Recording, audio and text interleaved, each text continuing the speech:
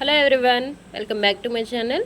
చిన్న మిషన్ ఉన్న వాళ్ళకి ఈ సన్న పైపింగ్ థ్రెడ్ ఎలా వేసుకోవాలో చూపించేస్తాను.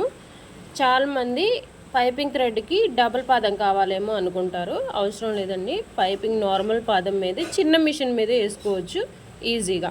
నేను ఇప్పుడు హ్యాండ్ తీసుకున్నాను, లైనింగ్ కూడా జాయిన్ చేశాను. దానికి ఒక చిన్న 1 ఇంచ్ క్లాత్ లేదా 1.5 కానీ తీసుకోవచ్చు. ఇలా పెట్టుకొని అటాచ్ చేసేయండి ఒక 1/2 ఇంచ్ ఖర్చుతో. ఓకే, ఇలా అటాచ్ చేసేటప్పుడు ఎక్కడ ముడతలు లేకుండా అటాచ్ చేసేసుకోండి. ఓకే, ఇప్పుడు పైపింగ్ థ్రెడ్ తీసుకోండి. నేను నెంబర్ ఏమి సజెస్ట్ చేయనండి, యువర్ చాయిస్. ఏ థ్రెడ్ అయినా వచ్చేస్తుంది సింపుల్గా ఈజీగా.